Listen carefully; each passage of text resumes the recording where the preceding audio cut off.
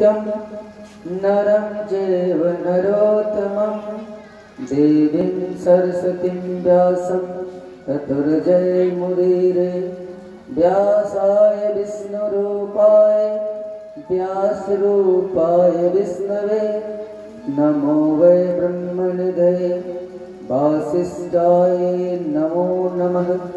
जयति रघुवंशकुलतिलकः कौसल्या हृदयनन्दनो रामः दशवदननिधनकारी दाशरथे पुण्डरीकाक्ष। या देवी सर्वभूतेषु शक्तिरूपेण संस्थिता नमस्तस्यै नमस्तस्यै नमस्तस्यै नमो नमः। वंशी विभूषितकरान् नवनीरदाभात् पीताम्बराधरुण बिम्बफलाधरुष्टात् पूर्णेन्दुसुन्दरमुखाद् नेत्रात् कृष्णात् परं किमपि तत्त्वमहं न जाने। जय जय श्री राधारमण जय जय नवल किशोर जय गोपी चित चोर प्रभु जय जय माखन चोर जय जय माखन चोर। श्री राधा रानी सरकार की जय। श्री कृष्ण चंद्र भगवान की जय। सब संतन की जय सब भक्तन की जय। जय जय श्री सीताराम जय जय श्री राधेश्याम। नमः पार्वती पते हर हर महादेव। आदरणीय भक्तजन कथा प्रेमी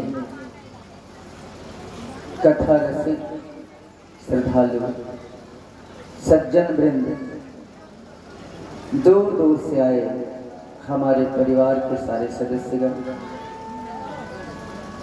शक्ति स्वरूपा देवी तुल्य माताएं और हमारे देव तुल्य भाई साहब हमारे अग्रज अनुज छोटे छोटे बच्चों और बच्चियों आप सबों का इस व्यास मंच से शांति कुंज हरिद्वार की ओर से हम हार्दिक अभिनंदन करते हैं।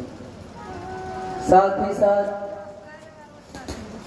परम पिता परमात्मा जगत जननी जगदम्बा और अपने गुरु से विनती करते हैं, हे भगवान हम अज्ञानी हैं, हमसे तो बहुत सारी गलतियां हो गई भगवान, न जाने कितनी गलतियां हमने कर डाली, कुछ याद है कुछ याद नहीं भी है भगवान। अब तू ही एक मेरा सहारा है, हम तेरे शरणागत हैं भगवान, हमारी नैया को किनारे लगा देना। अर्जुन से भगवान श्री कृष्ण ने कहा था, अर्जुन महापापी मनुष्य भी अपने पाप को कबूल कर लेता है, मेरे द्वारा दिए हुए दंड को स्वीकार कर लेता है, तो अंत में उसके सारे पाप धुल जाते हैं और मेरे गोलोक धाम को प्राप्त करता है। केवल समर्पण चाहिए बस। जो हुआ सो हुआ नाथ, अब नहीं, अब हमें बचा लो, यही तो करना है इस कथा में। मन को बिल्कुल शांत करके अब क्या, अब तो सारा समय आपके हाथ से निकल गया। 5वें दिन की कथा आरंभ हो गई, अब शेष 2 दिन बचे हैं बस। भगवान की असीम कृपा हमारे ऊपर है कि नवरात्रि के अवसर पर पुराणों के पुराण श्रीमद् भागवत महापुराण की कथा का हम रसपान कर रहे हैं। हम कितने बड़भागी हैं कि आज भगवान ने हमें मौका दिया। शास्त्रों में लिखा गया है कि जब मनुष्य के पुण्य पुंज इकट्ठे होते हैं तो भागवत कथा के रसपान का सौभाग्य मिलता है। इसमें साक्षात भगवान की वाणी है और भक्त की कथा है। भागवत 18 पुराण में यही तो एक पुराण है, भागवत महापुराण। इसमें भगवान की कथा नहीं, भक्त की महिमा की कथा है भागवत। तो आज हमारा पुण्य हमारा साथ दे रहा है। धन्य धन्य हम हो गए, हमारा जीवन सफल हो गया कि नवरात्रि में कथा का रसपान का सौभाग्य मिल गया। देखिए, कथा सोमवार को आरंभ हुई थी। सोमवार भोले बाबा का दिन, मांस मदिरा नहीं खाना है। मंगलवार हनुमान जी का दिन, मांस मदिरा नहीं खाना। बुधवार गणेश जी का दिन, मांस मदिरा नहीं खाना। गुरुवार बृहस्पतिवार गुरु जी का दिन है, गुरु जी की पूजा करेंगे तो मांस मदिरा कैसे खाएंगे। आज शुक्रवार है, लेकिन शुक्रवार को भी मांस मदिरा खाने की छूट नहीं है। आज तो सब लोग जानते हैं, खूब चला था एक बार फिल्म जय संतोषी माता। आज तो संतोषी मैया का दिन है, शुक्रवार है।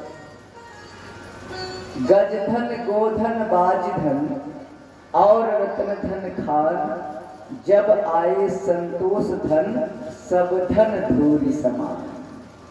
आज संतोष करने का दिन है। जितना मिला काफी है। अरे मजदूरी कमा के आ गए, भगवान को जितना देना था दे दिया, अब उसी में बाल बच्चा मिल करके खा लेंगे, कोई आएगा तो खिला देंगे। संतोष, जिसके अंदर संतोष नहीं आया, संतोष धन जिसके अंदर नहीं आया, उसके अंदर शांति आ ही नहीं सकती। शांति के लिए संतोष का होना बहुत जरूरी है। संतोष, एक छोटा सा दृष्टांत हमें याद आ गया, हम आपको बता दें कि एक गरीब परिवार था। अरे हम लोग क्या हैं, हम लोग भी तो गरीब थे। धीरे धीरे मेहनत मजदूरी करके 2 रुपया कमा के खा रहे हैं। एक गरीब परिवार था, किसी तरह से भोजन चल रहा था। अचानक उस परिवार के मुखिया की मौत हो गई, उसका पति मर गया। अब विपत्ति आ पड़ी, पत्नी थी, एक बच्चा था। दुख का पहाड़ टूट पड़ा मानो। अब वो खाएंगे तो क्या खाएंगे। पति मजदूरी करके लाता था, भोजन होता था। अब माँ और बेटा, उस परिवार में 2 आदमी।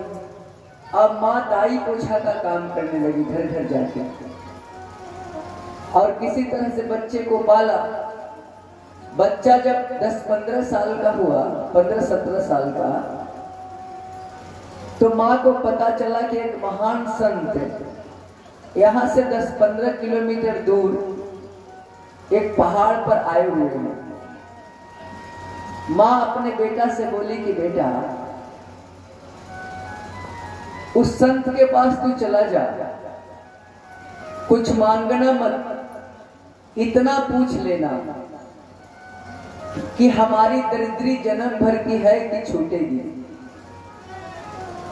ध्यान दीजिएगा। बेटा बोला ठीक है माँ, कुछ नहीं मांगेंगे संत से, हम पूछ लेंगे कि हमारी दरिद्री आजीवन रहेगी कि कभी मिटेगी। वो लड़का चला। अब छोटा सा बच्चा था 10-15 साल का, और उस समय पैदल की सवारी थी, कोई सवारी था भी नहीं। बहुत दिन पहले तो हम लोग भी मिर्जा चौकी फिर पैदल जाते थे। पैदल चला, कुछ दूर गया, थक गया, शाम हो गई। सोचा कि चलो एक दरवाजे पर रुक जाते हैं, कल सुबह बाबा के पास जाऊंगा। एक दरवाजे पर गया तो घर से एक बुढ़िया निकली। वो धनी मनी व्यक्ति का घर था, देखने में ऐसा लग रहा है। बुढ़िया से बोला, माँ जी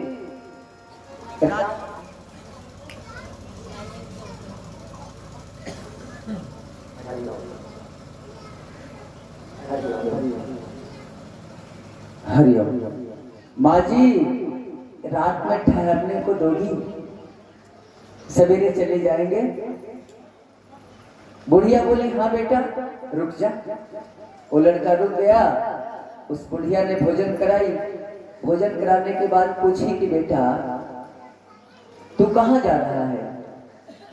तो माँ फलाने पहाड़ पर एक महात्मा आए हैं, उनसे पूछने जा रहे हैं कि हमारी दरिद्री मिटेगी कि नहीं। सिद्ध पुरुष हैं, लोग कहते हैं कि बहुत तपस्वी महात्मा है। अच्छा बेटा मेरा एक प्रश्न पूछ लेगा? तो हाँ माँ बोल, तेरा क्या प्रश्न है? तो बेटा मेरी एक गूंगी बेटी है, गूंगी, बोल नहीं सकती है। पूछ लेना कि ये बोलेगी कि नहीं बोलेगी। इलाज करा रहे हैं, इसका ब्याह होगा कि नहीं होगा, जरा पूछ लेना। अच्छा माँ पूछ लेंगे। निकल गया नाश्ता करके। जब दोपहर हुआ तो बच्चा था, उसको भूख लगी। सोचा कि कुछ कहीं मिल जाता। तो देखा कि एक खेत में किसान बबूल के वृक्ष के नीचे अपना हल खोल के वो खाने के लिए बैठा है। वहां पहुंच गया। चाचा चाचा कुछ खिला दो। तो किसान ने भी 2 रोटी दे दिया, बच्चा खा लिया। तो किसान पूछा कि बेटा कहाँ जा रहा? तो महात्मा के पास जा रहे हैं। तो किसान बोला कि मेरा भी एक प्रश्न का उत्तर लाएगा? बोलो चाचा तुम्हारे पास कौन सा प्रश्न है? तो बेटा बहुत मेहनत करते हैं इस खेत में, लेकिन कभी फायदा नहीं होता। जितना डालते हैं, मेहनत करते हैं, किसी तरह उतना निकलता है, किसी साल नहीं भी निकलता है। क्या कारण है? यदि इस खेत में फायदा नहीं होगा तो हम खेत बोना छोड़ देंगे, कितना घाटा कोई सहेगा। अच्छा चाचा पूछ लेंगे। आगे गया, प्यास लगी, जंगल का रास्ता था। एक महात्मा की कुटिया दिखाई पड़ गई। महात्मा के पास गया कि बाबा थोड़ा जल पिला दो। महात्मा ने जल पिला दिया। अरे बेटा कहाँ जा रहा? बता दिया। तो महात्मा बोले कि हमारे बारे में भी पूछ लेना, हमें पता चला है कि वो सिद्ध बाबा आए हैं।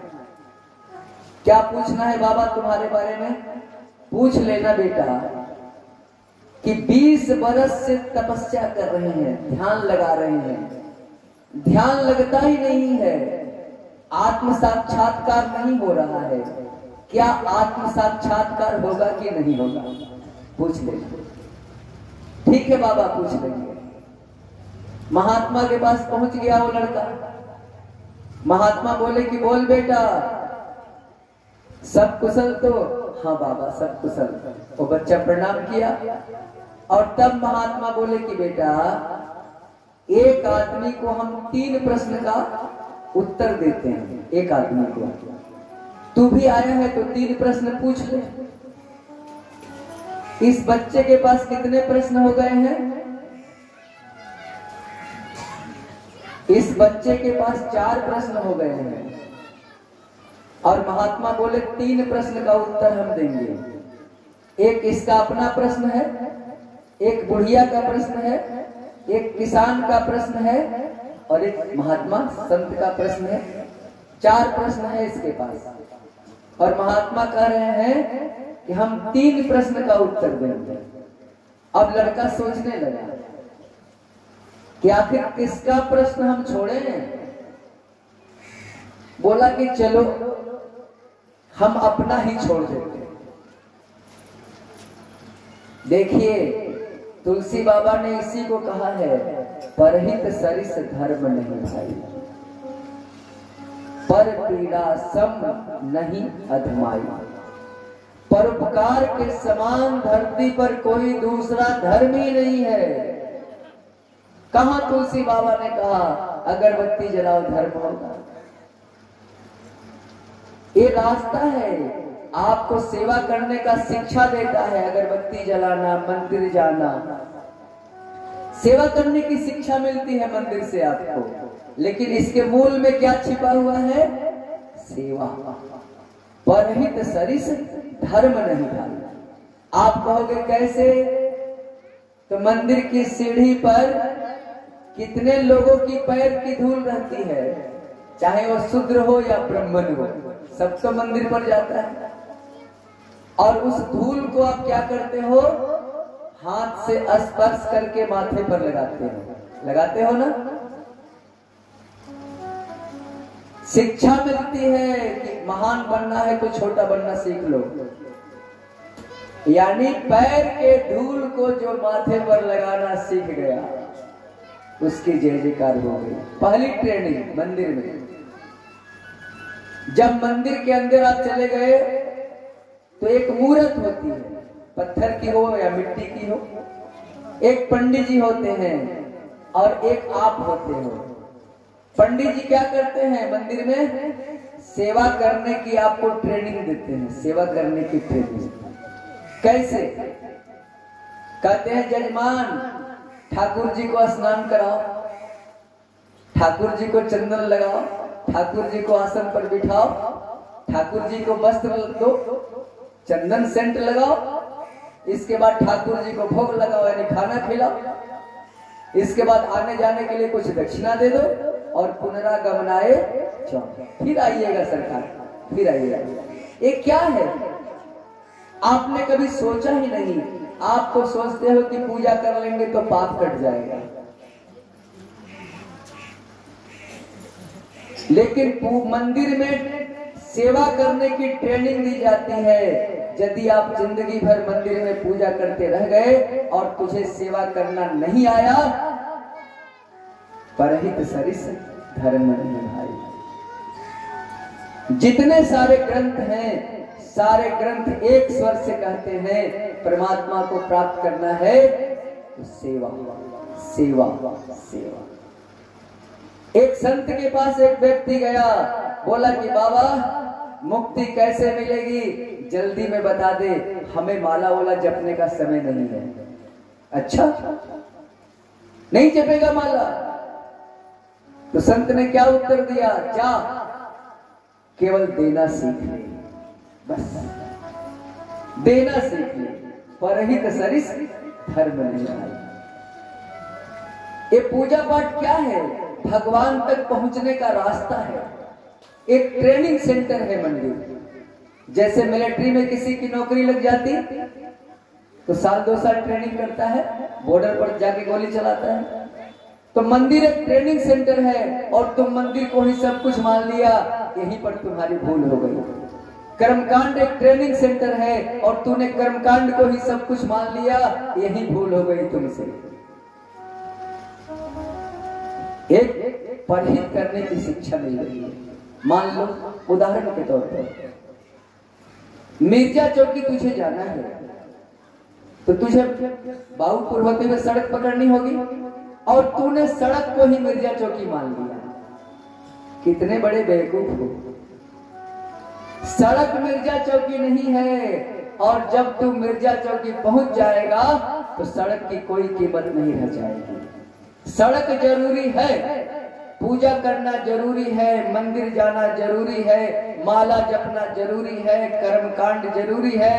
ये सड़क है, सड़क, ये तुम्हारा मंजिल नहीं है। और तूने इसी को सब कुछ मान लिया।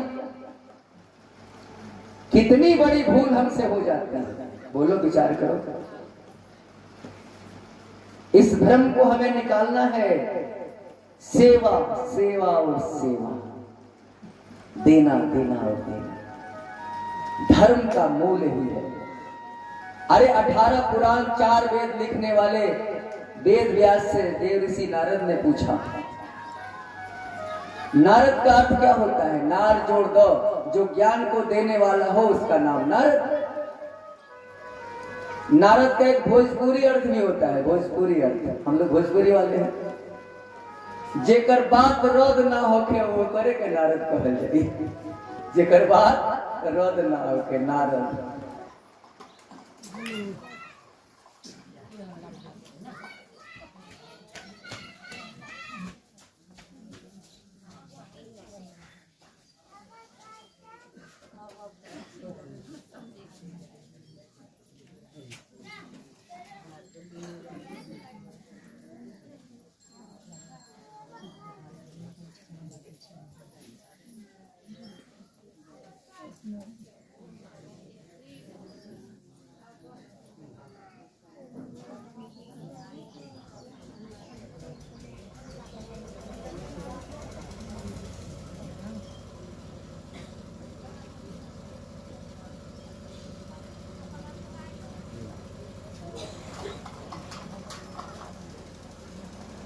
हरि ओम।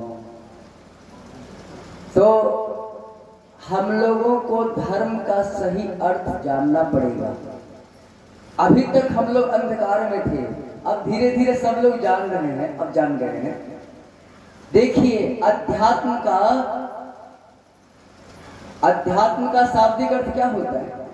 अध्यात्म, अरे मोटे तौर पर लो ना कि आध्यात्मिक व्यक्ति कौन है? जो संस्कारवान है, जो समाज सेवी है, वही आध्यात्मिक व्यक्ति है। अध्यात्म इसी का नाम है। अध्यात्म किसका नाम है? जो व्यक्ति को संस्कारवान बना दे, समाज सेवी बना दे, उसका नाम अध्यात्म। अध्यात्म तो हम लोग थोड़ा सा समझने में भूल कर देते हैं। हम लोग सड़क को ही मंजिल मान लेते हैं।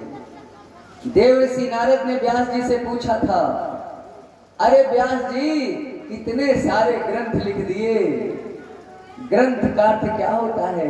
जो आपके अंदर के सारे ग्रंथी को खोल दे।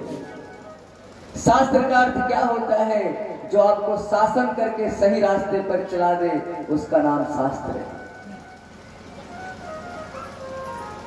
और नारद जी ने जब पूछा कि व्यास जी इतने मोटे मोटे ग्रंथ लिख दिए, इसमें क्या लिखा?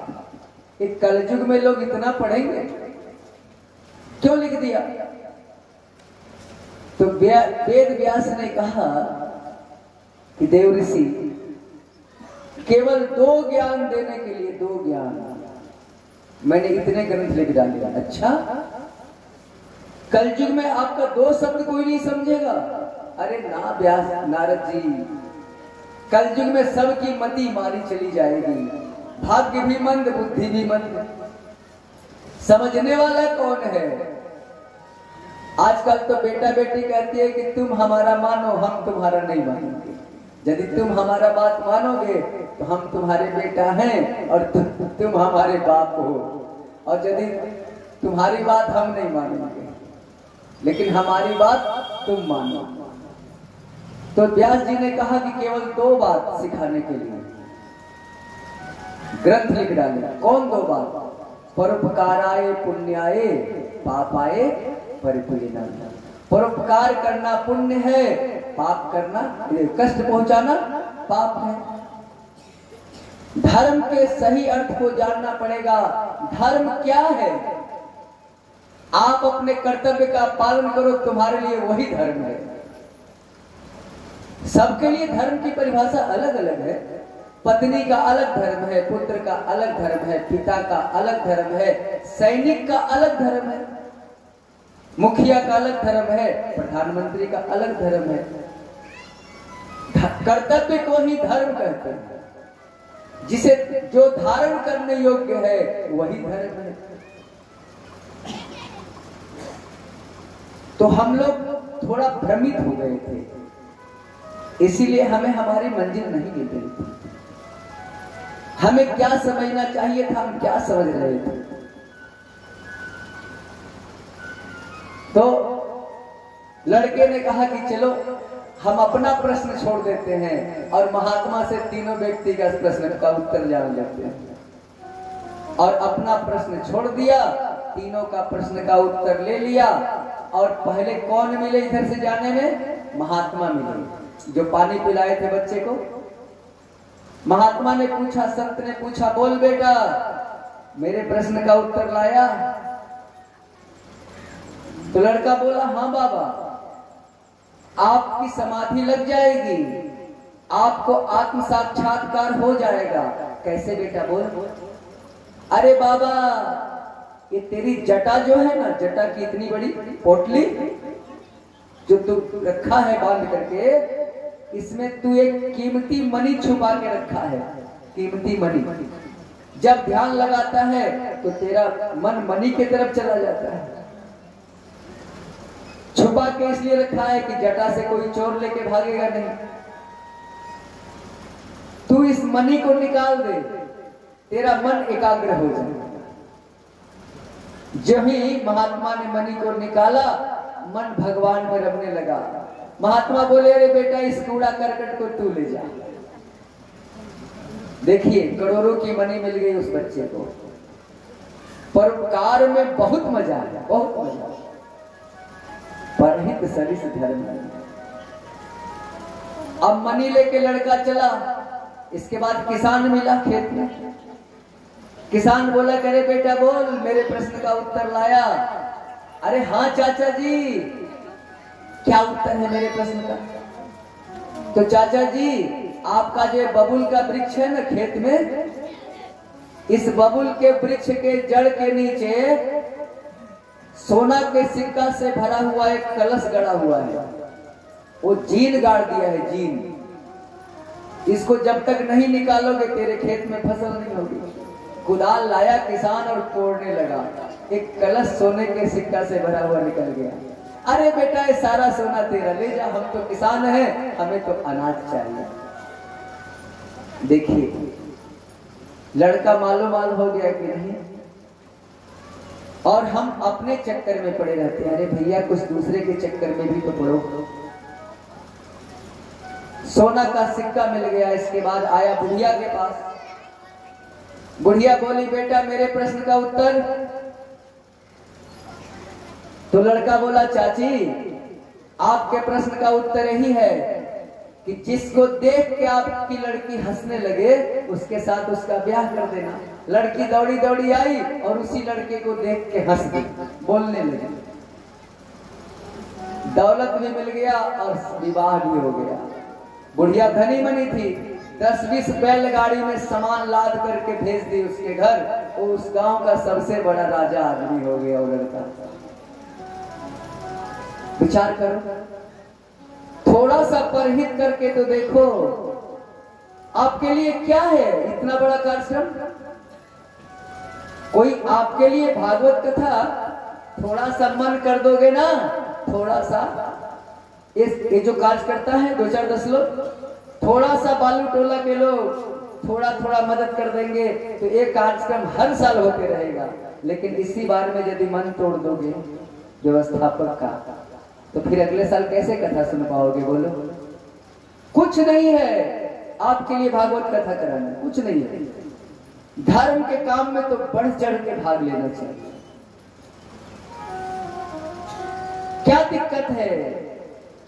बूंद बूंद से खड़ा बढ़ता है। इसीलिए आप सहयोग करने में इस कार्यक्रम में कमी ना करें। अरे सहयोग तो बहुत बड़ा हमारे मनोज टेंट हाउस का है, आपको पता नहीं होगा। मनोज टेंट हाउस को उतना ही दिया गया है, किसी तरह उनका मजदूरी निकल जाएगा। कितना बड़ा काम उन्होंने किया है इस नवरात्रि में, विचार करो। ये अंदर की बात है। जो मनोज टेंट हाउस का साउंड और टेंट लगा हुआ है, एक बात पर तैयार हो जाते हैं भागवत कथा वगैरह के लिए। ये लोग तैयार होके गए हमको लेके कि बाबा मनोज भैया से इतना पैसा नहीं करा दो ना। ये सुरेश जी भी गए थे, बहुत सक्रिय कार्य करते हैं। सुरेश जी टेंट का भी टेंट है, ये भी गए थे कि आप बाबा आप करा दीजिए मनोज जी से, हमारा भागवत हो जाएगा। लेकिन इतने पैसा में कराना, पैसा भी लोग जोड़ के गए हम मनोज जी के पास। और तब मैंने मनोज से कहा, अरे मनोज एक भागवत कथा हो जाने दो।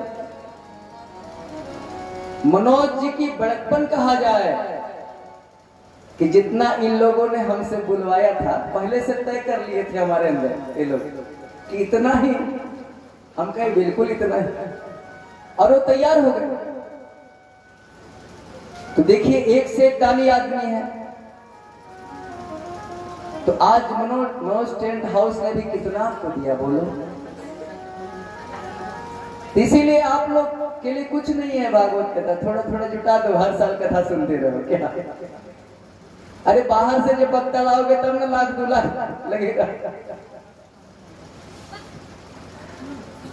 इसलिए कोई चिंता नहीं, भगवान ने तो आपको वक्ता भी दे दिया, आपके घर में दे दिया। आप लोग थोड़ा थोड़ा दे देते हो, बहुत हो जाता है मेरे लिए, बहुत हो जाता है, कोई चिंता नहीं। भगवान की जितनी इच्छा है मिल भी जाती है, कुछ विदाई में भी मिल जाता, हो गया काफी हो गया, अब क्या चाहिए। इसीलिए परहित सरिस धर्म नहीं भाई। आज संतोषी माता का दिन था, शुक्रवार, इसलिए भैया आज भी मांस मदिरा का सेवन मत करना। और आज दुर्गा जी का 5वां पूजा। आज मैया के किस रूप का पूजा है आप लोग जानते हैं? आज माता जी का किस रूप का पूजा मंदिर में हो रहा होगा? तो आज माता जी का 5वां पूजा है स्कंद माता, कार्तिक में भगवान की मां स्कंद माता का पूजा आज मंदिर में पंडित जी लोग करा रहे होंगे। मैया का रूप है। स्कंद माता की पूजा करने से जानते हैं क्या होता है? आपके हृदय प्रदेश में प्रेम हिलोरे लेने लगता है, सब आपका प्रेमी हो जाता है। मातृत्व प्रेम से बढ़ के धरती पर कोई प्रेम नहीं, माँ का प्रेम, ममत्व, इससे बढ़ के धरती पर कुछ भी नहीं। और सही अर्थ में मनुष्य वही है जिसके अंदर प्रेम है। प्रेम जगत का सार और कुछ सार नहीं। तो आज की पूजा करने से, स्कंद माता की पूजा करने से हमारे अंदर प्रेम उमड़ता है। इसके बाद मैया का आज का रूप क्या है? किस रूप की पूजा आज हो रही है मंदिर में? तो मैया आसन पर बैठी हुई है, आसन पर, और मैया की 4 भुजा है। 2 भुजा में कमल का पुष्प है, मैया के 2 हाथ में कमल का फूल। एक भुजा से मैया आशीर्वाद दे रही है और एक भुजा से कार्तिक भगवान को गोद में लेके मैया बैठी हुई है। और इनकी पूजा करने से माता लोग यदि आज बढ़िया से पूजा करोगे तो अच्छे पुत्र की प्राप्ति होगी और उम्र भी लंबी होती है। तो आज स्कंद माता की पूजा हम लोग कर रहे हैं। अब हम लोग क्या करें? 2 मिनट मन और वाणी को पवित्र कर लें, भागवत कथा के अधिकारी हो जाए। भागवत कथा के अधिकारी के लिए भगवान का भजन ही एक ऐसा तंत्र मंत्र है, ऐसी विद्या है कि भगवान की कथा का अधिकारी हमें बना देता है, पात्र हमें बना देता है। तो हृदय से रीढ़ की हड्डी को सीधा कर लो, थोड़ा अपने अपने गुरु को मन ही मन प्रणाम कर दो। कृष्ण भगवान के चरणों का ध्यान कर लीजिए और मेरे साथ ओम नमो भगवते वासुदेवाय, ओम नमो भगवते वासुदेवाय, ओम नमो भगवते वासुदेवाय, ओम नमो भगवते वासुदेवाय। वासुदेवाय प्रभु नंद नंदनाय, वासुदेवाय प्रभु नंद नंदनाय, वासुदेवाय प्रभु नंद नंदनाय, वासुदेवाय प्रभु नंद नंदनाय। ओम नमो भगवते वासुदेवाय, ओम नमो भगवते वासुदेवाय, ओम नमो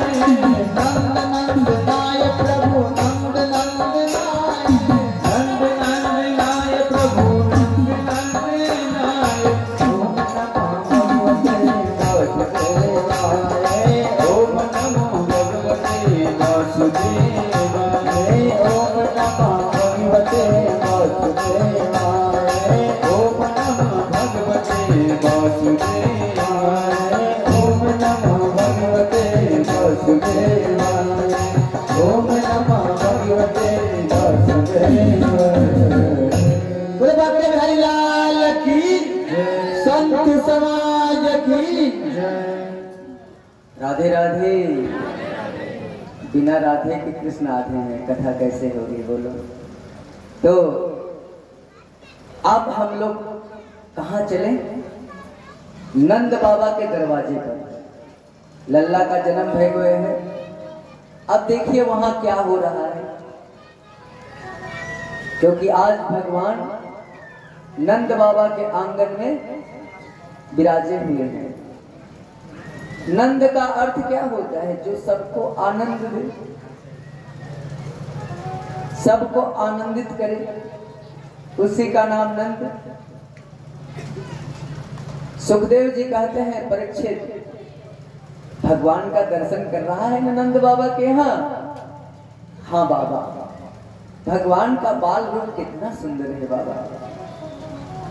अब नंदो महामना स्थिभ्यो वासो अलंकार गोधनम सूत माधव बंदिव्यो ए अन्य विधोपजीवन। सुखदेव बाबा कहते हैं परीक्षित, लल्ला का जन्म हो गया और भागवत में इस उत्सव को व्यास जी ने 18 श्लोक में वर्णन किया। भगवान के उत्सव का, जन्म उत्सव का 18 श्लोक में। लेकिन परीक्षित ये 18 श्लोक भागवत के 18,000 श्लोक के बराबर आनंद देने वाला है। इतना रस 18 श्लोक में डाल दिया, इतना रस डाल दिया कि मत पूछो। रस से सराबोर कर दिया व्यास जी ने 18 श्लोक को। सारी गोपियां 84 गज के लहंगे पहन करके नंद भवन आई हुई है। सारी गोपियां लल्ला का दर्शन कर रही हैं, पालना झुला रही है और आशीर्वाद दे रही है। भगवान हमारी उम्र लल्ला को मिल जाए, ताकि लल्ला की उम्र 1000 बरस हो जाए, लल्ला 1000 बरस जिए और हमारे ब्रज की रक्षा करे। और नंद बाबा उदार मना लौटाए जा रहे हैं।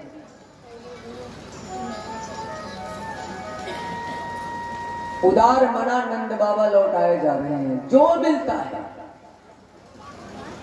दोनों हाथ से लुटाए जा रहे हैं, कोई कमी नहीं। कुछ सूत माधव बंदीजन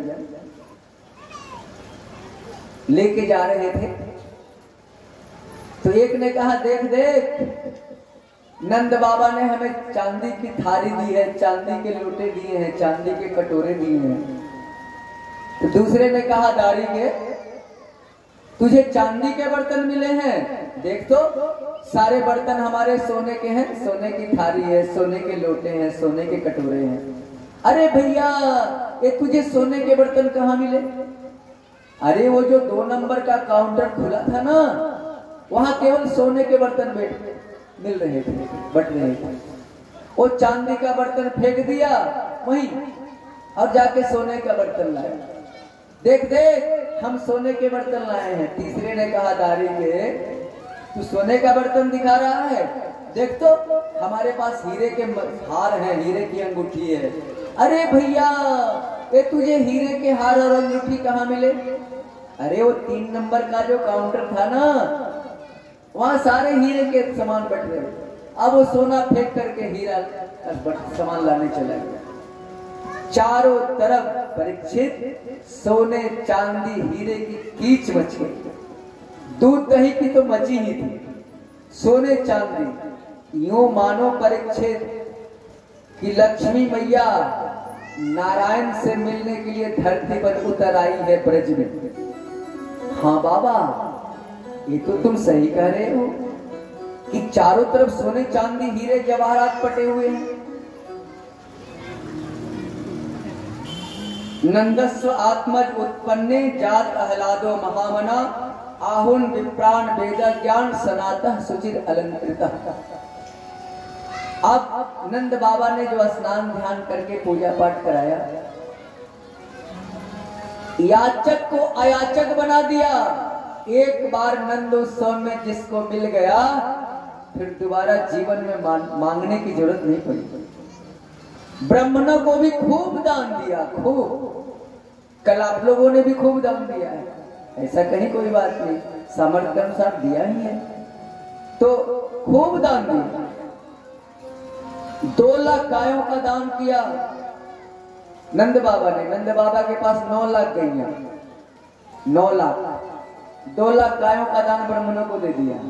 और 7 विशाल अनाज के भंडार, 7 बड़े बड़े अनाज के विशाल पहाड़ जैसे दान दिया। इसके बाद उत्सव बन रहा था, ब्राह्मण देवता लोग लेकर के चले गए अपना दान दहेज। खूब ग्वाले नाच गा रहे हैं, पूरी पकवान खा रहे हैं, खूब गीत मंगल आंगन में हो रहे हैं। तब तक अचानक नंद बाबा को याद आ गई। लेकिन देखिए जब गीत मंगल हो रहे हैं तो कम से कम हम लोग भी एक गीत का आनंद तो ले ही ले। इसके बाद कथा में आगे चले, नंद भवन में हम लोग भी शरीक हो जाए। चलिए गीत का आनंद लीजिए। नंद बाबा के भवन में गीत चल रहे हैं, गोपियां गा रही है। इसके बाद कथा में चलते हैं।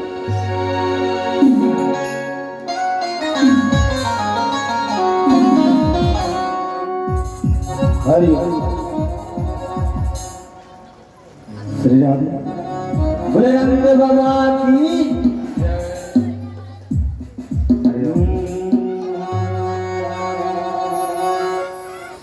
कि जुग जुग जिया सुललवा हरि भवनवा के भाग्य जागली हो। कि जुग जुग जिया सुललवा हरि भवनवा के भाग्य जागली हो। ये ललना लाल होइए, ये ललना लाल होइए, तुलवा के दीपक मनवा में आगल हो। ये ललना लाल होइए, तुलवा के दीपक मनवा में आगल हो। जुग जुग जिया सुललना भवन वाके भाग्य जागल हो।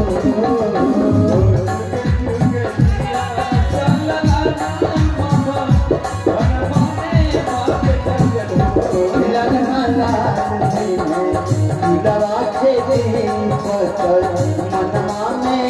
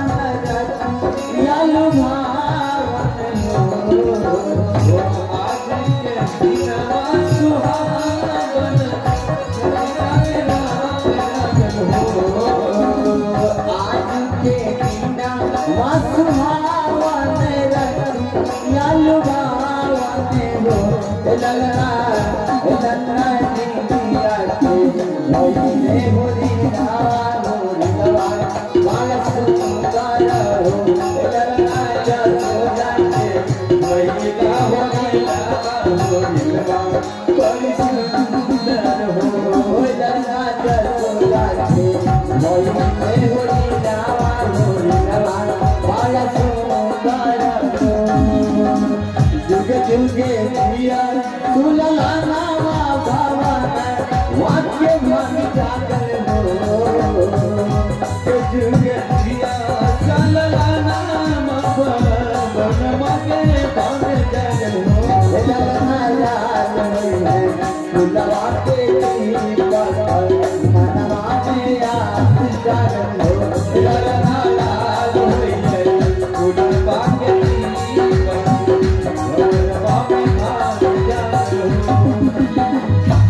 श्री राधे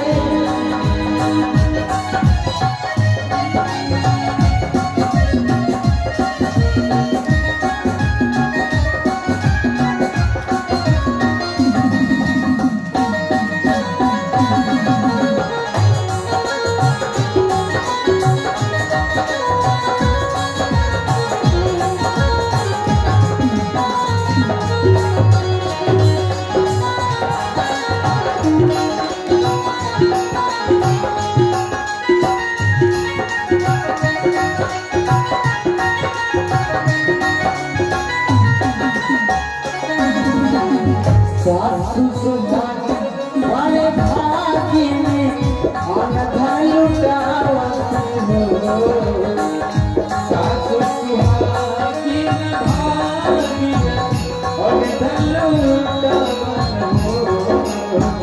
आप कोई तो कुछ नहीं लुटा सकते, कम से कम दोनों हाथ से ताली तो बजा सकते हो।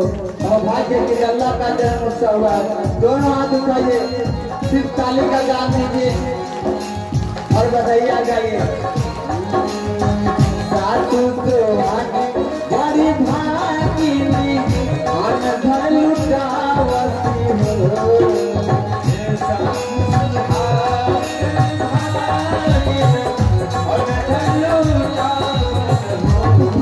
मेरा कहना नहीं है, माता जी लोग लुटाने में आगे पिताजी लोग थोड़ा सा कंजूस होते हैं।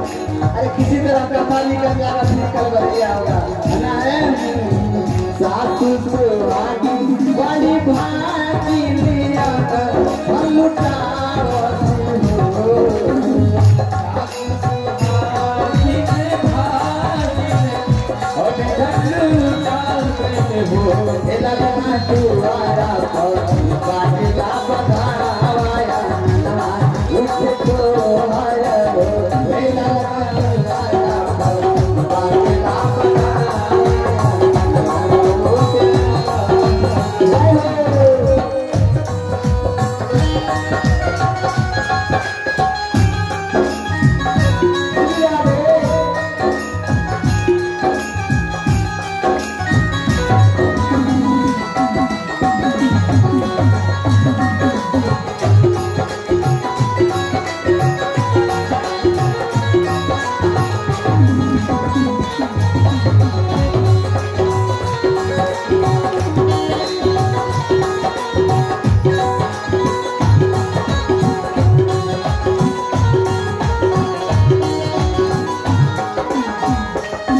लाला का चेहरा और मुस्कान देखकर उनके फुआ और मौसी लोग गाती है,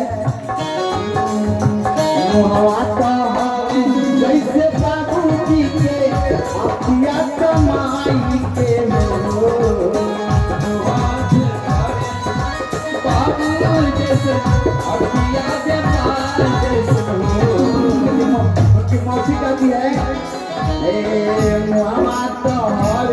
जैसे मौसा जी के छोरावा तो मौसी के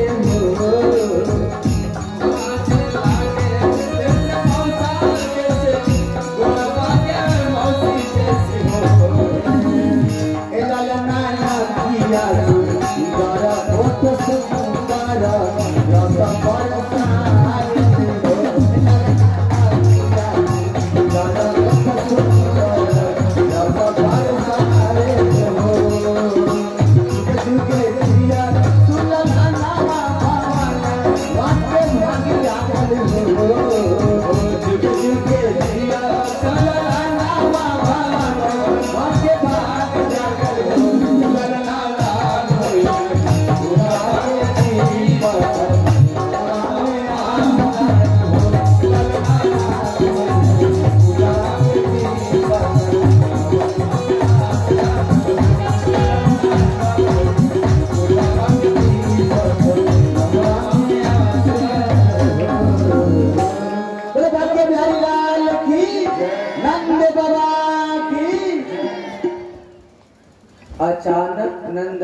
को याद आ गया,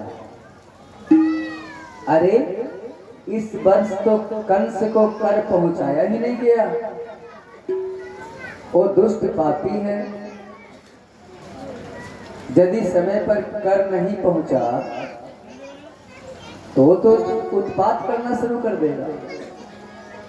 नंद बाबा अपने छोटे भाई से बोले, उपनंद से, अरे भैया उपनंद भाई, हम तो कर देने जा रहे हैं नंद बाबा को। बैलगाड़ी पर वो माखन लिया, कुछ दूध लिया, कर में देने लेके पहुंचे। हम तो कर देने जा रहे हैं भैया, लेकिन देखो साथियों, उत्सव में कोई कमी नहीं पड़नी चाहिए, उत्सव मनता रहे।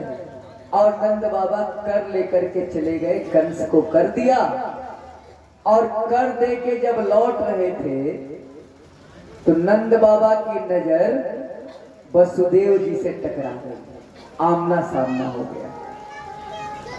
अब वसुदेव जी के हृदय में लड़के का वियोग का शोक है। वसुदेव जी वो तो रात में पहुंचा के आए हैं नंद बाबा के यहाँ, अंधेरी रात में, और वहां से लड़की लेके आए हैं।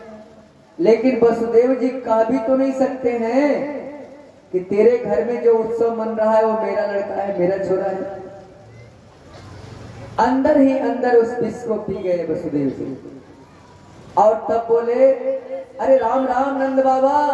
नंद बाबा ने कहा, भैया राम राम। अरे नंद बाबा, तेरे घर में छोरा का जन्म भयो है? अरे हाँ वसुदेव, तो तूने हमें खबर नहीं दी उत्सव में, हमें निमंत्रण नहीं भेजा? तो नंद बाबा का मन उदास हो गया, क्योंकि मुस्कुरा के वसुदेव जी पूछ रहे हैं। वसुदेव जी अपने दुख को अंदर छुपा लिया और हंस के पूछ रहे हैं, अरे नंद बाबा,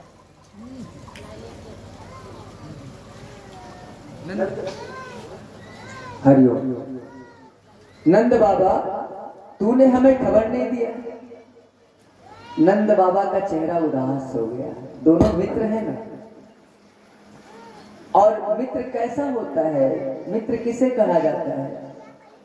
जो मित्र के दुख में दुखी हो जाए और मित्र के सुख में सुखी हो जाए, वही मित्र। अब नंद बाबा का चेहरा उदास हो गया। नंद बाबा बोले, वसुदेव तुझे मैं किस मुंह से निमंत्रण देता उत्सव का? तू ही बोल। तेरे 6 लड़के को पापी कंस ने पत्थर पर पटक के मार डाला, और हम अपने एक लड़के के उत्सव की खबर तुझे देते हैं। बोल। वो दृश्य बड़ा गमगीन हो गया उस समय। नंद और वसुदेव जब मिले हैं तो तुलसी बाबा इसी को कहते हैं चौपाई में, निज दुख गिरिसम रज कर जाना, निज दुख गिरिसम रज कर जाना, मित्र ही दुख रज मेरु समाना, जे न मित्र दुख हो ही दुखारी, तिनहि बिलोकत पातक भारी। अपने पहाड़ के समान दुख को राई के समान जानो, और मित्र के राई के समान दुख को पहाड़ की तरह जानो। जो मित्र के दुख में दुखी नहीं होता है, उसे देखने में भी पाप लगता है। इसीलिए वसुदेव हमने तुझे खबर नहीं दी। अब वसुदेव जी ने सोचा कि नंद बाबा को यदि हम यहाँ ज्यादा देर फंसा देंगे,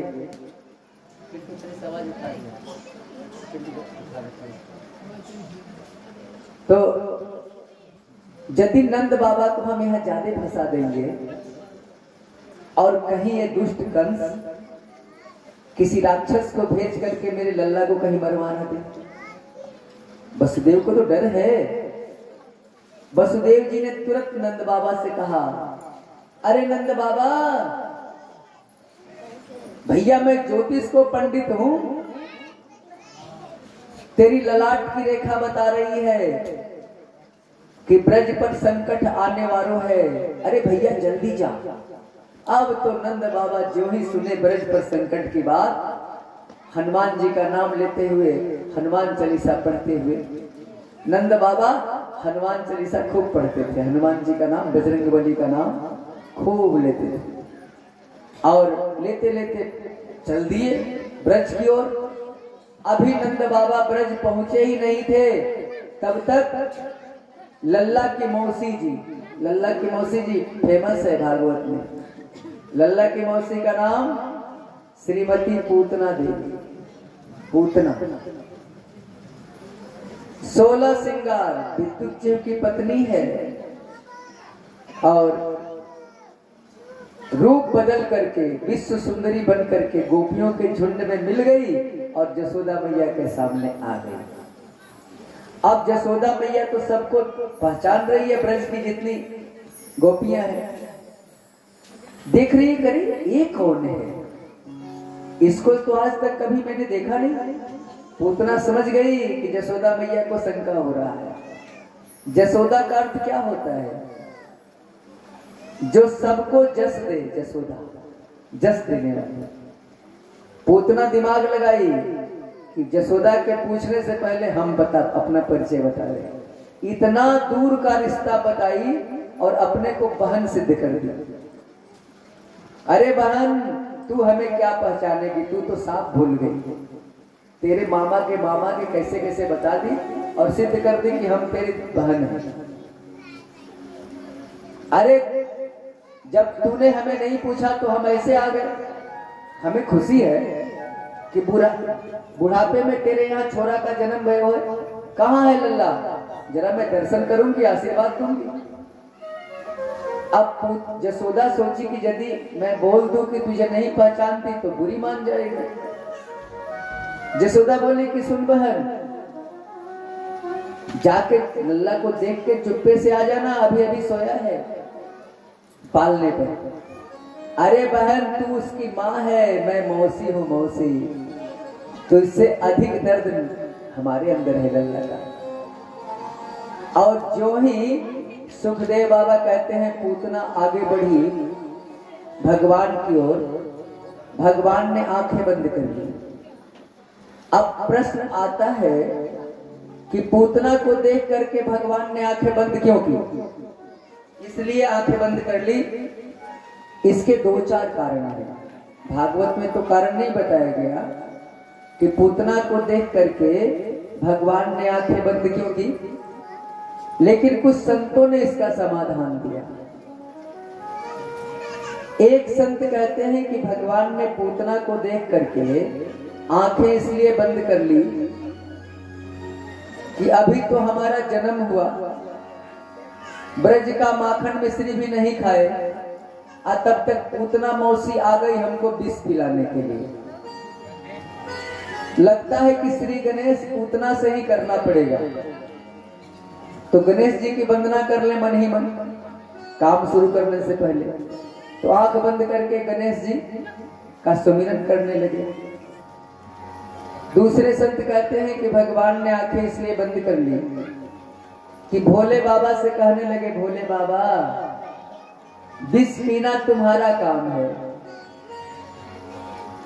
तुम पूतना का विष पी लो, हमें थोड़ा माखन मिश्री खाने दो। तीसरा संत कहते हैं कि भगवान के दोनों नेत्र चंद्रलोक और सूर्यलोक हैं। पूतना को देखते ही दोनों लोगों ने अपना फाटक बंद करके ताला लगा दिया कि भैया इस पापनी पूतना को हम अपने लोक में नहीं जाने देंगे, भगवान तुमको जहां भेजना है भेजो। चौथे संत कहते हैं कि जैसे माँ जब बच्चे को कड़वा दवा पिलाना होता है तो क्या करती है? जब छोटा सा बच्चा होता है माँ के गोद में और बच्चा जब बीमार पड़ता है और माँ दवा पिलाने के लिए बहाना करती है, अरे बेटा जरा आंख बंद करना तो मुंह बा, तुझे मिठाई खिलाएंगे। तो भगवान ने सोचा कि मैया तो मेरे पास नहीं है, चलो आंख बंद करके इस विष को पी ही लेते हैं। इसके बाद क्योंकि अभी तक हमने तपस्विनियों का दूध पिया है, आज इस राक्षसनी का दूध पीना पड़ेगा, चलो पी ही लेते हैं। इसके बाद छठे संत कहते हैं कि भगवान ने नेत्र इसलिए बंद कर लिया कि आंखें जब चार होती है, नेत्र से नेत्र जब मिलता है तो प्रेम जगता है। और कहीं हमारा प्रेम पूतना से बढ़ गया भगवान, तो पूतना को हम छोड़ देंगे, और पूतना को छोड़ देंगे तो पूतना और ब्रज के सारे बच्चों को मार डालेगी। इसलिए पूतना से हम प्रेम पढ़ने ही नहीं देंगे, इससे आंख मिलाएंगे ही नहीं, आंख बंद करेंगे। आखिरी दृष्टांत है कि देखो, जो चीज देखने लायक नहीं है उसे मत देखो, भले आंख बंद करना पड़े तो आंख बंद कर लो, देखो मत। जो देखने लायक दृश्य है उसे देखो, और जो देखने लायक दृश्य नहीं है उसे मत देखो, नहीं तो मति बिगड़ जाएगी। जानते हैं सारी अधिकतर बुराई आंख से ही घुसती है हमारे अंदर। हम खराब चीज देखते हैं, मन बिगड़ जाता है और गलत कर देते हैं। इसीलिए तो सूरदास ने, जब सूरदास का मन बिगड़ा, एक सुंदर स्त्री को देख करके तब तक ज्ञान हो गया। उस स्त्री के दरवाजे पर गए और बोले, मां सुआ मिलेगा, सुआ। और वो औरत ला करके सुआ दे दिए, और सूरदास ने अपना दोनों आंख खोल लिया। ये आंख रहेगा ही नहीं, बुराई हमारे अंदर उत्पन्न ही नहीं होगी। तो यदि बुरा चीज है तो आंख बंद कर लो, मत देखो, नहीं तो नियत बिगड़ जाएगी। ऐसा दृश्य एक रामावतार में भी हुआ है, त्रेता युग में। आप लोग ध्यान देना, एक सुंदरी त्रेता युग में भी आई थी राम के पास, पंचवटी में। शूर्पणखा आई थी ना। शूर्पणखा का अर्थ क्या होता है? जिसका नाखून सूप जैसा हो, नाखून लंबा लंबा, शूर्पणखा। आजकल शूर्पणखा के भतीजियों की कमी नहीं है हमारे देश में। शूर्पणखा की भतीजी लोग हैं, बड़े बड़े नाखून वाले। तो वो भी सुंदर बन के आई थी, है थी तो शादीशुदा, विधवा हो गई थी, विद्युत की पत्नी थी। लेकिन यहाँ पर आकर क्या कह रही है भगवान से? सुंदर रूप बना के आई पंचवटी में, रुचिर रूप धरि प्रभु पह आई, बोली बचन मधुर मुस्काई। सुंदर रूप बना के आई और मुस्कुराते हुए भगवान से कहती है, क्या क्या बोली भगवान से?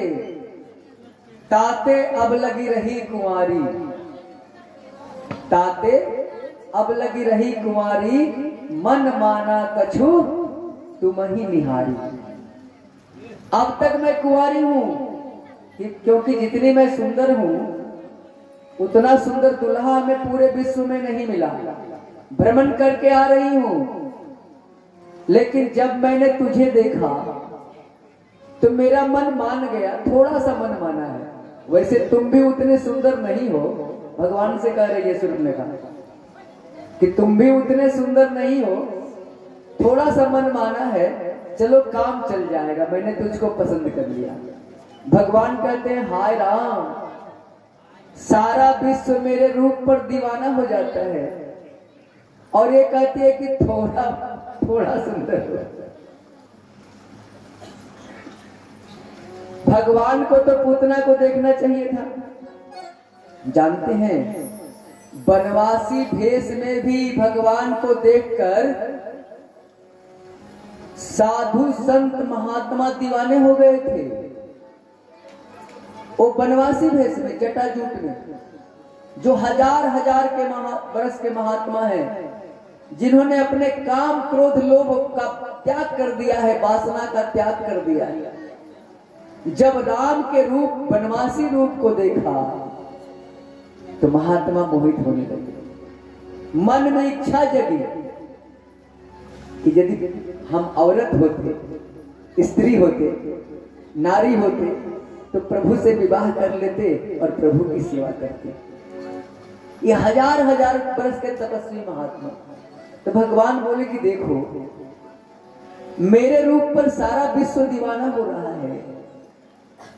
उसी समय भगवान ने ऋषियों से कहा था कि महात्मा थोड़ा इंतजार करो, द्वापर में हम आएंगे और तुम लोग गोपी बन के आना और तुम्हारी मनोकामना हम पूरी करेंगे। थोड़ा सब्र करो, अभी पुरुषोत्तम के रोल में हम आए हैं। एक पत्नी व्रत का धारण करने वाले हैं। इसमें अभी हमारा इधर उधर दिमाग नहीं जाएगा। तो वही इंतजार कर रहे थे। ये सारे गोपी बन के आए हुए हैं और रास रचाए हैं भगवान के साथ। तो भगवान को तो शूर्पणखा को देखना चाहिए। जब शूर्पणखा बात कर रही है भगवान से, लेकिन भगवान ने शूर्पणखा को नहीं देखा। देखेंगे तो मति बिगड़ जाएगी। ये राक्षसनी है, रूप बना के आई है। आजकल उल्टा पुल्टा रूप पर ही तो हम लोग दीवाना हो रहे हैं, जो कि उल्टा पुल्टा काम हो रहा है। नकली चेहरा, लिपा पोती वाला चेहरा, डेंटिंग पेंटिंग, क्रीम पाउडर, यही तो शूर्पणखा की पहचान है। असली असली होता है, नकली नकली होता है। आजकल काली मैया जैसी औरत को भी ब्यूटी पार्लर में चले जाओ, लक्ष्मी मैया बना के लोग भेज देगा विवाह करने के लिए। और 2-4 दिन के बाद जहां पेंट झड़ा कि घर में लड़का लड़की में डंडा चार्ज शुरू हुआ। इसलिए भैया नकल से सावधान, नकल में शकल बिगड़ जाएगी। आजकल बहुत हो रहा है। जब त्रेता युग में नकली चल रहा है तो यहाँ चल रहा है तो कौन बड़ी बात है। तो राम ने शूर्पणखा को नहीं देखा। किसको देखा? सीता को देख रहे हैं और शूर्पणखा से बात कर रहे हैं। रामायण पढ़िए, देखिए तुलसी बाबा की जो रामायण है ना, राम कथा, जब भी पढ़ो मन को शांत करके पढ़ो। चौपाई देखने में पढ़ने में तो आसान लगती है, अर्थ बड़ा गहरा है उसका, बहुत गहरा अर्थ है। महान संत थे तुलसी बाबा और उनका लिखा हुआ ग्रंथ है। अब MA BA का विद्यार्थी का लिखा हुआ क क्लास का बच्चा क्या पढ़ पाएगा? उस लेवल पर जाकर के जब रामायण पढ़ोगे शांत होकर के तो एक एक ज्ञान की बातें उससे निकलेगी। ग्रंथ को पढ़ने से पहले भगवान को हृदय से प्रणाम करो और तब पढ़ना शुरू करो। भगवान अर्थ तुझे समझाते चले जाएंगे। नहीं तो तेरे बस में कहा कि भगवान के ग्रंथों का तू अर्थ लगा लेगा, संभव नहीं। वो तेरे बस के बाहर की बात है। हरि अनंत, हरि कथा अनंत। तो रामचंद्र जी सीता को देख रहे हैं और शूर्पणखा से बात कर रहे हैं। सीता चितई कही प्रभु बाता, अहाही कुमार मोर लघु भ्राता। अरे सुंदरी, हम तो शादीशुदा हैं, ये हमारा भाई कुंवर है। अब कुछ लोग कहते हैं कि भगवान ने यहाँ झूठ क्यों बोली। अरे भैया दिमाग लगाओगे तब न पता चलेगा कि भगवान ने झूठ क्यों बोला। सच को जिताने के लिए झूठ का सहारा लेना पड़ता है। मैंने तो कल परसों निवेदन किया था कि जो ज्ञान हम आपको बांट रहे हैं इसमें झूठ मिला करके बांट रहे हैं। झूठी कहानी का सहारा लेकर के सत्य ज्ञान को आपको परोस रहे हैं। दृष्टांत सब क्या है? अभी आपने सुना लड़के की कहानी, उससे ज्ञान मैंने दिया, परहित की शिक्षा दी, लेकिन सहारा लेना पड़ा। ये शरीर क्या है? झूठा है। इसी में तो सच आत्मा है, इसीलिए इसका नाम दुनिया पड़ा। जो दो पर चले उसका नाम दुनिया। तो राम ने थोड़ा सा बोला कि नहीं, यहां पर एक शब्द यदि नहीं इसमें मिलाया जाए तो फिर काम नहीं चलेगा। अहि कुमार मोर लघु भ्राता। अब जो पूतना थी आगे बढ़ी और सुखदेव बाबा कहते हैं जैसे विषधर सर्प को रस्सी समझ के कोई उठा ले, भगवान को पालने से उठाकर उड़ गई। भगवान ने पहले विष पिया, पूतना का स्तन में विष लगा के आई थी कि भगवान विष पिएंगे और मर जाएंगे। एक कंस भेज रहा है, तो भगवान ने विष पी लिया दूध, इसके बाद दुग्ध पान किया और दुग्ध जब पूतना का खत्म हो गया तो उसके प्राण को चूसने लगी। पूतना चिल्लाने लगी, पूतना अरे बेटा छोड़ दे ना, अब ऐसी गलती नहीं करूंगी, पूत ना। और पूतना का एक अर्थ और होता है जो जिसमें तनिक भी पवित्रता न हो, पूतना। पूत का अर्थ पवित्र और पूत का अर्थ बेटा भी होता है। लेकिन भगवान ने कहा मौसी जी हम तो जल्दी किसी को पकड़ते नहीं और जब पकड़ लेते तो छोड़ते नहीं, अब तो हम आपको अपने धाम पहुंचा के ही दम लेंगे। और भगवान ने पूतना के प्राण को चूसा और पूतना धड़ाम से नीचे गिर गई। सुखदेव बाबा कहते हैं परीक्षित 6 कोस में पूतना का शरीर पड़ा, 6 कोस, इतनी लंबी थी वो राक्षस में, 6 कोस, पहाड़ जैसा शरीर। अब जसोदा मैया दौड़ करके पालने में गई तो भगवान नहीं, और यहाँ देखी कि भगवान पूतना के वक्ष स्थल पर खेल रहे हैं। अब ग्वालों ने सीढ़ी लगाई, जसोदा मैया सीढ़ी पर चढ़ के अपने लल्ला को पूतना के शरीर से उतारा और किसी तरह से जब भगवान दूध पीने लगे जसोदा मैया का, तो जसोदा मैया की जान में जान आई। इसके बाद भगवान के नाम से झाड़ा लगाया गया। देखो यदि बच्चे पर कोई कभी तंत्र मंत्र शंका हो जाए, हमारे बच्चे को टोना टोटका लग गया है, तो देसी गाय के पूंछ से अपने बच्चे को भगवान का नाम लेके झाड़ देना। जितना भगवान का नाम जानती हो, वैसे भागवत में ये मंत्र है, यदि आप इस मंत्र को लिख लीजिएगा तो लिख लीजिएगा किताब से, तो उसको झाड़ दीजिएगा ना, तो बच्चे पर जो भी टोना टोटका होगा खत्म हो जाएगा। इसके बाद एक तरीका आपको और बता देते हैं। एक तो मैंने बताया था कुश का जड़, मूंछ का जड़। यदि कोई आपके परिवार को मिठाई में मिला के कुछ खिला दिया, कुछ जड़ी जंत्र खिला दिया है, तो उसके लिए आप क्या करो कि उस जड़ को पीस करके दही या खीर में मिला के खिला दो, जो जड़ी बूटी का प्रभाव होगा आपके अंदर से वो खत्म हो जाएगा। दूसरा, तुलसी का कुछ गुण बता देते हैं आपको। तुलसी सचमुच तुलसी है, तुलसी के बिना तो भगवान भोजन भी नहीं करते।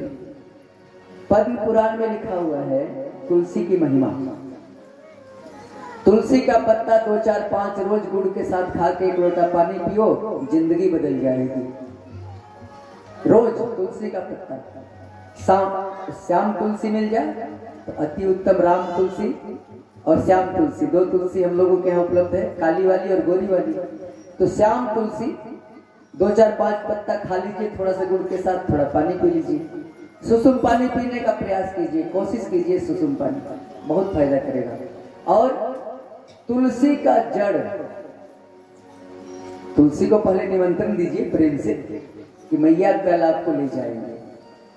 तुलसी के जड़ को ताबीज में डाल करके यदि आप गले या बाह में बांध लोगे तो कोई भी तंत्र विद्या तुम्हारे ऊपर नहीं लगेगा, किसी का टोना टोटका तुम्हारे ऊपर नहीं लगेगा। इसके बाद पद्म पुराण में कहा गया है कि यदि चिता आप जलाने जा रहे हो, उसमें सूखे तुलसी का वृक्ष डाल दो, महापापी आदमी की भी यदि होगा तो भगवान के धाम चला जाएगा। चिता के धुआं से शरीर अशुद्ध होता है, और जिस चिता में तुलसी डाल दिया गया उसके धुआं से शरीर पवित्र होता है। तुलसी की महिमा कितनी गाई जाए। तुलसी का हवन में तुलसी डालिए, हवन जो आप करते हैं ना, सूखी तुलसी। पद्म पुराण कहता है कि जितना सोना कीमती है उससे कहीं ज्यादा तुलसी का वृक्ष कीमती है। हवन में सूखी तुलसी को डालो, भगवान विष्णु बहुत जल्दी प्रसन्न हो जाएंगे। इसके बाद एक तरीका और बता देते हैं, भगवान को जल्दी प्रसन्न करना है तो सूखी तुलसी की लकड़ी से थोड़ा सा खीर बनाओ मिट्टी के बर्तन में, देसी गाय के दूध में, और भगवान विष्णु को चढ़ाओ और उस प्रसाद को थोड़ा थोड़ा आप लोग खा लो, जीवन बदल जाएगा। तुलसी की जितनी महिमा की कही जाए कम है, इसलिए तुलसी को सोना से भी अधिक कीमती मानो। तो यहां पर वही यशोदा मैया लल्ला को लेके आई और तब तक नंद बाबा आ गए। अरे भैया ये क्या है, सारे ग्वाले घेर लिए। अरे नंद बाबा ये पूतना है, पूतना। आप बोल तू इस बार कैसे टपेगा, बोल तू तो अभी आ रहा है मथुरा से, बीच में रास्ता तो बंद हो गया है, पहाड़ जैसी पड़ी हुई है। नंद बाबा इस सीढ़ी से टपे, ग्वालों के बीच आए और बोले सुनो ग्वालों, अपने अपने घर से कुल्हाड़ी और हंसुआ लेके आओ, जिसके पास जो सामान है लाओ और इसके शरीर को काट करके इकट्ठा करो, एक से इकट्ठा करके, और सारे वृक्ष जो टूटे हुए थे सब वृक्ष को पूतना के शरीर में डाल करके आग लगवा दिया नंद बाबा। पूतना जब जलने लगी तो उसके शरीर से जलने से सुगंध निकल रही थी। परीक्षित बोले बाबा एक राक्षसनी जल रही है और उसके जलने से सुगंध क्यों आ रही है? सुखदेव बाबा ने कहा परीक्षित पूतना को अब राक्षसनी कौन कहेगा, जिसका दूध भगवान ने पिया। भगवान तो तारने का बहाना ढूंढते हैं, मौका मिले उद्धार कर दे। कृपा की न होती आदत तुम्हारी, सुनी ही रहती अदालत तुम्हारी। भगवान तो कृपा के निधान है, करुणा के सागर हैं। हम भगवान के पास जाते ही नहीं। मैं दावे के साथ आपको कहता हूं थोड़ा सा मुड़ जाओ ना, थोड़ा सा मुड़ जाओ। देखो कमाल, तेरी जिंदगी नहीं बदल गई तो फिर बात क्या। थोड़ा सा मुड़ के तो देखो, लेकिन थोड़ा मुड़ना तो पड़ेगा। ये नाटक नहीं, थोड़ा सच में मुड़ना पड़ेगा, सच में। ये झूठ के मुड़ने से कुछ नहीं होगा, सच में थोड़ा मुड़ना पड़ेगा। थोड़ा सा मुड़ के तो देखो भगवान की तरफ। किस्मत नहीं बदल गई तो फिर तू कहना हम तो आपके घर के हैं, आपके बीच रहते हैं। नहीं किस्मत बदलेगी तो आप कहना, लेकिन हृदय को थोड़ा मोड़ के देख लो, जगत से हट करके जगदीश्वर को थोड़ा देख लो। चलिए ताली बजा के एक भजन का आनंद लेंगे, फिर कथा में आगे चलेंगे। राधे राधे।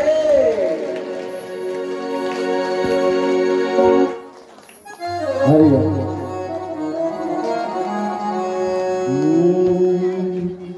बोले बाके बिहारी लाल की।